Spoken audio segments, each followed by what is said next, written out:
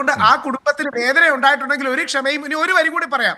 അവിടെ എന്തായാലും ഈ പ്രശ്നവും വിവാദവും അതിന്റെ സത്യം തെളിഞ്ഞിട്ട് നമ്മളെല്ലാം, പ്രത്യേകിച്ച് ഞങ്ങൾ ഹിന്ദുക്കൾ വിശ്വസിക്കുന്നവർ, ആ സമാധിയിൽ പോയി ഒന്ന് കൊള്ളണമെന്നും കൂടാണ് എന്റെ അഭ്യർത്ഥന. ഇനി അങ്ങനെയല്ല, നേരെ മറിച്ച് ഫൗൾ പ്ലേ ഉണ്ടെന്ന് പോലീസ് തെളിയിച്ചാൽ അങ്ങനെ ആയിക്കോട്ടെ. ഗോപൻ സ്വാമിയുടെ മരണവുമായി ബന്ധപ്പെട്ടിട്ട് ഒരു ചാനൽ ചർച്ച കാണാനായിട്ട് ഇടയായിട്ടുണ്ടായിരുന്നു. നമ്മുടെ രാഹുൽ ഈശ്വറിനെ എല്ലാവർക്കും അറിയാമല്ലോ. രാഹുൽ ഈശ്വർ വന്നിട്ട് ഇന്നലെ കുറച്ച് ഡയലോഗ് അടിക്കുന്നുണ്ട് 24 ന്യൂസിനകത്ത്.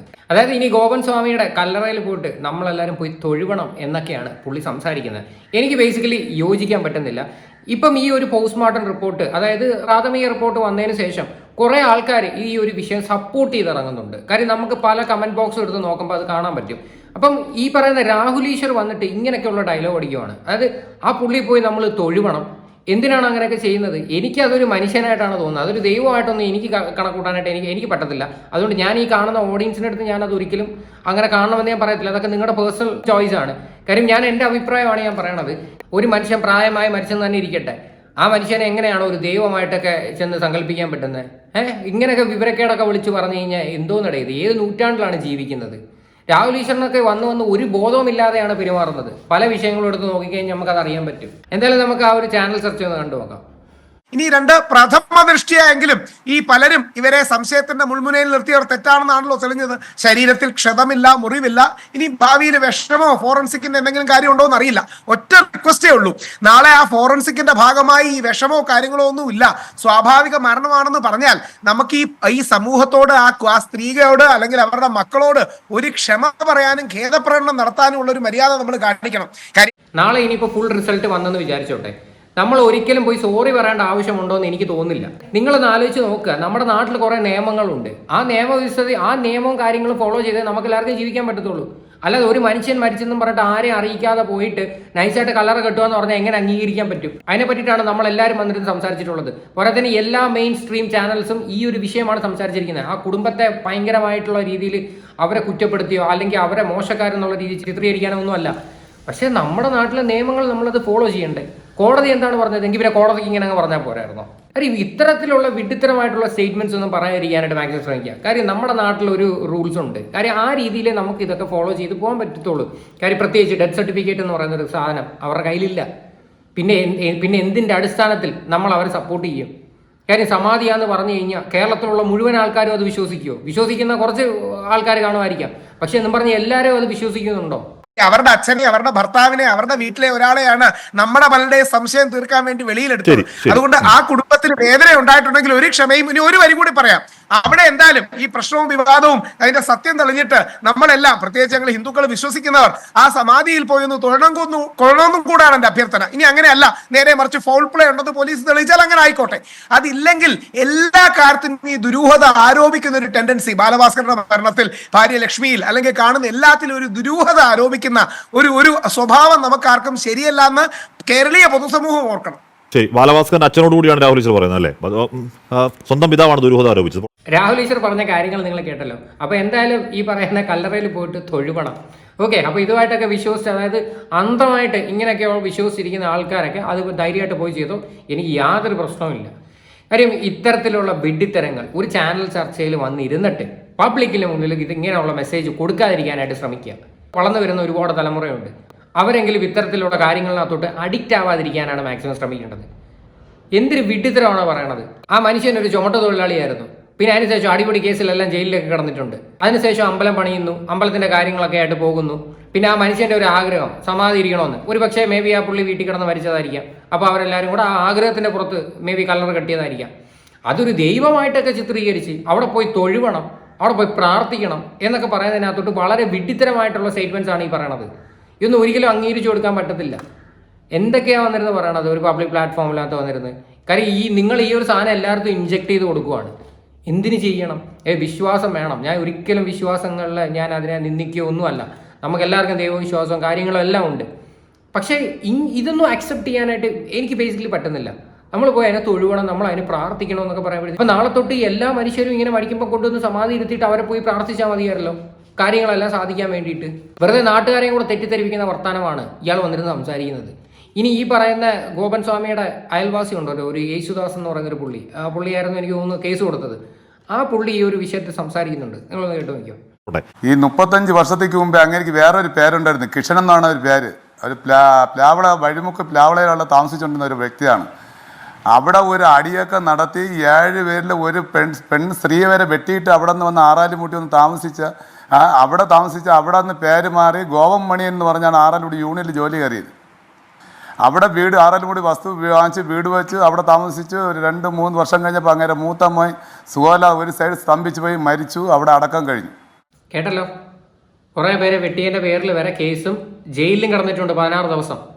ആ വ്യക്തിയൊക്കെ ഒരു ദൈവമായിട്ട് ചിത്രീകരിക്കുക, ആ വ്യക്തിയുടെ കളറെ പോയി തൊഴുക എന്നൊക്കെ പറയുമ്പോൾ എന്തോന്നിട ഇത്? ഞാൻ ഒരു ബോധമില്ലാത്ത വന്ന രീതി പെരുമാറില്ല. കാര്യം ഇങ്ങനെ ഒരു അഡ്വക്കേറ്റാണ്, ഇങ്ങേർക്ക് നല്ല ക്വാളിഫിക്കേഷൻ ഉള്ള വ്യക്തിയാണ്. എന്നിട്ടാണ് വന്നിരുന്ന് പറയണത് ഒരു പബ്ലിക് പ്ലാറ്റ്ഫോമിൽ നിങ്ങൾ വന്നിരുന്ന് തൊഴുവണമെന്ന്. അത് കല്ലറ കെട്ടി അവിടെ ഭസ്മവും കൂളത്തിലെയും പൂവും വെച്ചാണ് അടക്കിയതും. അതിൻ്റെ കൂടെ കല്ലറ ചെയ്യണത് കൂടെ നിന്ന് തീരുന്നവരെ രാത്രിയാണ് അത് അടക്കമായത്. ഒരു 9 മണിയായപ്പോഴാണ് അടക്കം കഴിഞ്ഞാൽ അതിന് കൂടെ ഉണ്ടായിരുന്നവനാണ് ഞാൻ ഒരു വ്യക്തിയാണ്. 1992 ആറാലുമൂട് ഒരു അടി നടന്നു. അടി നടന്നതിൽ 16 ദിവസം ജയിലിൽ ഈ ഗോവൻ ചേട്ടൻ കിടന്നിട്ടുണ്ട്.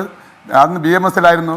അന്ന് മുസ്ലിം ഇവരായിട്ടുള്ള പ്രശ്നത്തിലിരുന്നു. ആ അടികളെല്ലാം കഴിഞ്ഞ് 16 ദിവസം ജയിലിൽ കിടന്നിട്ടൊക്കെ ജാമ്യത്തിൽ ഇറങ്ങി വന്ന ആളാണ്. 9-ാം തീയതി നടന്ന സംഭവം എന്ന് പറഞ്ഞാൽ 9-ാം തീയതി 11 മണിക്ക് ഗോവൻസ്വാമി സമാധി ഇരുന്ന് രാത്രി 3 മണി വരെ നടത്തിയെന്ന് പറഞ്ഞു.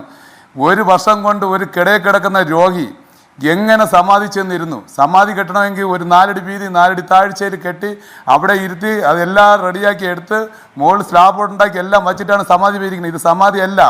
1 വർഷമായിട്ട് ബെഡ് റിഡൻ ആയിട്ട് കിടന്ന ഒരു വ്യക്തി എങ്ങനെയാണ് പോയി സമാധി ഇരിക്കുന്നത് ചെമ്മണം കാല് കൂട്ടിയിട്ട്?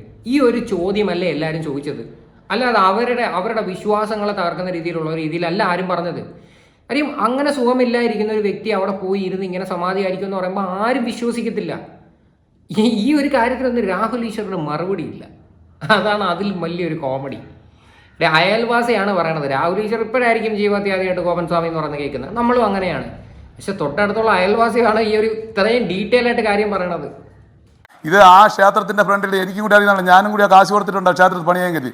മോഹൻ പറഞ്ഞു രാജസേനം പറയണമെന്ന് പറഞ്ഞാൽ അച്ഛൻ 2 കരിക്ക് ജപിച്ച് കുടിച്ചു, വന്നു തിരിച്ച് വീട്ടിൽ വന്ന് അത് കഴിഞ്ഞപ്പോൾ കഞ്ഞി കുടിച്ചു. അത് കഴിഞ്ഞിട്ട് BP ഷുഗറിൻ്റെ ഗുളിക കഴിച്ചു, ചെന്ന് സമാധിയായിട്ടിരുന്നെന്ന്. സമാധിയായിട്ടിരിക്കാൻ ഈ 1 വർഷം കൊണ്ട് മൂത്രവും മലവും എടുത്ത് മക്കളും ഭാര്യയും എടുക്കുന്നതാണ്. 2 ആഴ്ചയ്ക്ക് മുമ്പ് മൂത്ത മോൻ മൂത്രം ഒഴിച്ചതിൻ്റെ തുണി മാറിയപ്പോൾ തിരിച്ച് ടക്കനെ ചീത്ത വിളിച്ച. ഇപ്പം അമ്മ തുണി മാറ്റിയല്ലേ ഓടെ മൂത്രം ഒഴിച്ചെന്ന്. തൊട്ടടുത്ത വിശമ്പൻ്റെ ഭാര്യ മക്കളും കേട്ടു. അത് എൻ്റെ കൂടി വന്ന് പറഞ്ഞു. ഞാൻ തൊട്ട് ഒരു 300 മീറ്ററിന് അടുത്താണ് ഞാൻ താമസിക്കുന്നത്. സ്വന്തം അച്ഛൻ ബെഡിൽ കിടന്ന് മൂത്രം ഒഴിച്ചതിനെ പറ്റിയിട്ട് വരെ അവിടെ ഇങ്ങനെയുള്ള സംസാര വിഷയങ്ങളൊക്കെ നടന്നിട്ടുണ്ട്. ഈ കാര്യങ്ങളെല്ലാം നമ്മൾ മനസ്സിലാക്കിയതിൻ്റെ പേരിലാണ് നമ്മൾ ഈ ഒരു വിഷയത്തെ പറ്റിയിട്ട് ഭയങ്കരമായിട്ട് എതിർത്തത്. ഓക്കെ, അപ്പോൾ ഒരു കാരണവശാലും ഇങ്ങനെയൊക്കെ വന്നുള്ള സ്റ്റേറ്റ്മെൻറ്റ്സ് നാട്ടിൽ ഭയങ്കര റോങ് മെസ്സേജാണ് കൊടുക്കുന്നത്. ഒരു വലിയൊരു ചാനലിലൊക്കെ കയറി ഇരുന്നിട്ടാണ് ഇങ്ങനെ വന്ന് സംസാരിക്കുന്നത്. നാളെ നിങ്ങൾ പോയിട്ട് ആ കല്ലറയിൽ തൊഴുവണമെന്നും പ്രാർത്ഥിക്കണമെന്നൊക്കെ. അത് അവർ ചെയ്തോട്ടെ, അത് അവരുടെ രീതിയും അവരെങ്ങനെ ചെയ്യുന്നത് ചെയ്തോട്ടെ. പക്ഷേ നാട്ടിലുള്ള ആൾക്കാർ മൊത്തം ഇങ്ങനെ ചെയ്യണമെന്നുണ്ടോ? ഇങ്ങനെയുള്ള അന്ധമായിട്ടുള്ള വിശ്വാസങ്ങളൊക്കെ പറഞ്ഞു കഴിഞ്ഞാൽ എവിടെ ചെന്ന് അവസാനിക്കുന്നതൊക്കെ? രാഹുൽ ഈശ്വർ ഒരു കാര്യം ചെയ്തോ, ഡെയിലി നാളെ രാവിലെ തൊട്ട് ഇന്നീറ്റിട്ട് പോയി തൊട്ട് തൊഴുതോ, നമുക്ക് യാതൊരു പ്രശ്നമില്ല. പക്ഷെ എന്നും പറഞ്ഞ് ബാക്കിയുള്ള ആൾക്കാരുടെ മണ്ടയിലോട്ടുകൂടെ ഇത് അടിച്ചേൽപ്പിക്കാതിരിക്കാൻ വേണ്ടി മാക്സിമം ശ്രമിക്കുക. എനിക്കൊരു സ്വന്തം ചേട്ടൻ പറയണം, ആ മക്കൾ നോക്കാത്തായിരുന്ന ഈ അച്ഛനെ ഇങ്ങനെ കഴിഞ്ഞ് സമാധിയിരുന്നതാണ്. മൂത്ത മോൻ ഒരു വേറെ മൊഴി കൊടുക്കുന്നു, അച്ഛൻ വീട്ടിൽ സമാധിയായിട്ട് ചമ്മണം കൂട്ടിയിരുന്നു, കൈ പൊക്കി വെച്ചിരുന്നു.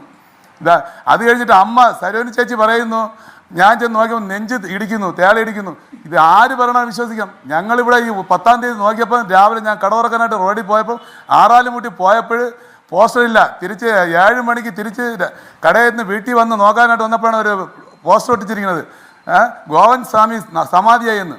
ഇത്രയും ഡീറ്റെയിൽ ആയിട്ട് ഈ ഒരു വിഷയത്തിൽ വേറെ ആർക്കും സംസാരിക്കാൻ പറ്റത്തില്ല. ആ വ്യക്തിയുടെ അയൽവാസിയാണ് സംസാരിക്കുന്നത്. എന്തായാലും ഇവരുടെയൊക്കെ പേരിൽ കേസിന് പോകുമെന്നാണ് ഈ പറയുന്ന സനന്ദൻ പറഞ്ഞിരിക്കുന്നത്. എന്തായാലും കേസിൻ്റെ കാര്യങ്ങളായിട്ട് ധൈര്യമായിട്ട് പോട്ടെ. കാര്യം കോടതി എന്താണോ പറഞ്ഞത് അത് മാത്രമാണ് ഇവരെല്ലാവരും പറഞ്ഞിരിക്കുന്നത്. അപ്പോൾ കോടതി തന്നെയാണ് ഓർഡർ ഇട്ടേക്കുന്നത് കല്ലറ തുറക്കാനായിട്ട്. എന്നിട്ട് ചുമ്മാ കേസും കാര്യങ്ങളൊന്നും പോയിട്ട് ഒരു യാതൊരു പ്രയോജനമില്ല. ഇനി അറിവുള്ളവർ ഈ സമാധിയെ പറ്റിയിട്ട് എന്താണ് പറയുന്നത് നിങ്ങളൊന്ന് കേട്ടു നോക്കിയോ. പറ്റുവാണെങ്കിൽ രാഹുൽ ഈശ്വർ ഒന്ന് കേൾക്കുന്നത് നന്നായിരിക്കും. ഇത് ഈ ഒരു അവസ്ഥയിലേക്കാണ് ഈ നെയ്യാറ്റിൻകരയിലെ ഗോപൻ സ്വാമി കടന്നു പോയതെന്ന് നമുക്ക് വിശ്വസിക്കാൻ പറ്റില്ല. കാര്യം എന്താണെന്ന് പറഞ്ഞാൽ അതൊരു വളരെ യോഗ്യവര്യനായിട്ടുള്ള ഒരു വ്യക്തിക്ക് സംഭവിക്കുന്ന ഒരു പ്രത്യേകമായ ഒരു അനുഭൂതിയും അതിനുശേഷം ഉണ്ടാകുന്ന ഒരു അവസ്ഥയാണ്. അപ്പോൾ അതിൽ ഒരാൾ പിന്നെ പറയും എൻ്റെ ബോഡി കണ്ടുകൂടാ എന്നൊക്കെ പറയുന്ന അയാളുടെ ആഗ്രഹമാണ്. സമാധിയായി കഴിഞ്ഞാൽ നാട്ടുകടപ്പ് പോലെ തന്നെ എല്ലാവരും കാണും. എല്ലാവർക്കും പിന്നെ കണ്ടു തൊഴാനൊക്കെ അവസരം വരും. പിന്നെ അത് അലങ്കരിച്ച് ആ മൃതദേഹത്തെ കൃത്യമായ ആ മുഹൂർത്തത്തിൽ, ഒരു നല്ല മുഹൂർത്തം ഉണ്ടാവും, ആ മുഹൂർത്തത്തിൽ തന്നെ ആ ചടങ്ങുകൾ പൂർത്തീകരിക്കുകയും ചെയ്യും. അങ്ങനെയാണ് വരുന്നത്. ഇവിടെ ഇപ്പം സമാധി ഘട്ടത്തെക്കുറിച്ച് പൂർണ്ണമായ ജ്ഞാനബോധമൊന്നും ഉള്ളതായിട്ട് തോന്നുന്നില്ല ഈ മകന്റെ സംഭാഷണത്തിൽ. അദ്ദേഹം ചില ചക്രകളെ കുറിച്ചൊക്കെ പറയുന്നത്, ചക്രകളുടെ കാര്യങ്ങളൊന്നും അല്ല അവിടെ സമാധി എന്ന് പറയുന്ന ഒരു അവസ്ഥയിലേക്ക് വരുന്നത്. അതൊക്കെ സാമാന്യമായിട്ട് സ്വാഭാവികമായിട്ട് വരുന്ന സമാധിയുടെ 8 അവസ്ഥകൾ വേറെയാണ്. അപ്പോൾ ഈ അവസ്ഥകളിലൂടെയൊന്നും അദ്ദേഹം പറയില്ല. ചിലപ്പോൾ ആ മകന്റെ അറിവുകേടായിരിക്കും. ഈ സ്വാമി എന്ന് പറയുന്ന ആള് ഇനി ഒരുപക്ഷെ സമാധി എന്ന് പറയുന്ന ഒരു അവസ്ഥയിലേക്ക് വന്നാലും അങ്ങനെ തന്നെ സംഭവിച്ചു എന്നിരിക്കട്ടെ, അദ്ദേഹത്തിന്റെ ജീവമുക്തി ആയത് അങ്ങനെ തന്നെ ആയിരിക്കണം. പക്ഷെ അദ്ദേഹത്തെ മറ്റുള്ളവരെ കാണിക്കാതെ അടക്കം ചെയ്യണമെന്നൊക്കെ പറയുന്നതിൽ ഒരു അർത്ഥമില്ല. പിന്നെ അദ്ദേഹത്തിന്റെ ശരീരം മറ്റൊരാൾ തൊട്ടുകൂടാന്നൊക്കെ പറയുന്നതിൽ ഒരു കാര്യം, അവിടെ തൊട്ടുകൂടായ്മ, തീണ്ടിക്കൂടായ്മ അങ്ങനെയൊന്നും ഇല്ല. അത് ഒരുപാട് അത് തൈലങ്ങൾ കൊണ്ടും സുഗന്ധദ്രവ്യങ്ങൾ കൊണ്ടും ഒക്കെ ഒരുപാട് അഭിഷേകങ്ങളൊക്കെ ഉണ്ട്. എത്രയോ പേര് തൊട്ടൊക്കെ തന്നെയാണ് അതൊക്കെ നിർവഹിക്കാറുള്ളതെന്ന് ഓർക്കേണ്ടതുണ്ട്. അപ്പൊ ഇങ്ങനെയൊക്കെയാണ് ഇതിന്റെ ഒരു നിജസ്ഥിതി. അപ്പോൾ സമാധി എന്ന് കേട്ടപ്പോൾ സമാധിയിൽ മറ്റുള്ളവർ പോലീസൊക്കെ അതിക്രമിച്ച് കയറുന്നു എന്നൊക്കെ പറഞ്ഞ് അവിടെ ചില കോലാഹലങ്ങളൊക്കെ സൃഷ്ടിക്കുന്നത് കണ്ടിട്ടുണ്ട്. ഒരു പക്ഷേ ഇവരുടെ അറിവുകേടും ഉണ്ടായിരിക്കാം. അച്ഛൻ ഒരു പക്ഷെ അങ്ങനെ പറഞ്ഞതിന്റെ കാര്യമാവാ, അല്ലെങ്കിൽ അവരുടെ പെട്ടെന്നുള്ള ഒരു അച്ഛൻ മരണപ്പെട്ടു പോയല്ലേ. കേട്ടല്ലോ എന്താണ് സമാധി എന്ന്. അതായത് ഇങ്ങനെ തൊട്ടുകൂടാതെ ഒന്നുമില്ല, തൊടുന്നതിനകത്തൊന്നും യാതൊരു പ്രശ്നവും ഇല്ല. അതായത് ആ മകൻ വന്ന് പറയുന്ന പല കാര്യങ്ങളും തെറ്റാണ് എന്നാണ് പറയുന്നത്. അറിവുള്ള മനുഷ്യരാണ് വന്നിരുന്ന് സംസാരിക്കുന്നത് ഈ ഒരു വിഷയമായിട്ട് ബന്ധപ്പെട്ടിട്ട്. എന്നിട്ടാണ് രാഹുൽ ഈശ്വർ പറയണത് അവിടെ പോയി തൊട്ട് തൊഴുകണം, നമ്മൾ പ്രാർത്ഥിക്കണം എന്നൊക്കെ. എന്തായാലും കൊള്ളാം കേട്ടോ. എന്തായാലും നാളെ തൊട്ട് ഇനി ഒരാൾ മരിച്ചു കഴിഞ്ഞാൽ കൊണ്ടുവന്ന് ഇതുപോലെ ഇങ്ങനെ സമാധി എടുത്തി കഴിഞ്ഞാൽ എല്ലാവരും പോയി പ്രാർത്ഥിക്കണമെന്ന് പറഞ്ഞാൽ ഒരിക്കലും അംഗീകരിക്കാൻ പറ്റുന്ന സ്റ്റേറ്റ്മെന്റ് ആണ്. എനിക്ക് ബേസിക്കലി പറ്റത്തില്ല. ഞാൻ എൻ്റെ വീഡിയോ കാണുന്ന ഒരു മനുഷ്യരുടെ അടുത്തും ഈ ഒരു സ്റ്റേറ്റ്മെന്റ് അംഗീകരിക്കണം എന്നല്ല പറയണത്. നിങ്ങൾക്ക് നിങ്ങളുടേതായിട്ടുള്ള ഡിഫറെൻറ്റ് സ്റ്റേറ്റ്മെന്റ്സ് കാണും. പക്ഷേ എനിക്ക് ബേസിക്കലി ഇത് പറ്റത്തില്ല, അത്രയേ ഉള്ളൂ. ഓക്കെ, അപ്പോൾ എന്തായാലും ഇതിനെക്കുറിച്ചിട്ടുള്ള നിങ്ങളുടെയൊക്കെ അഭിപ്രായങ്ങൾ എന്താണെന്ന് വെച്ചാൽ നിങ്ങൾ തീർച്ചയായിട്ടും കമൻറ്റ് ചെയ്യുക.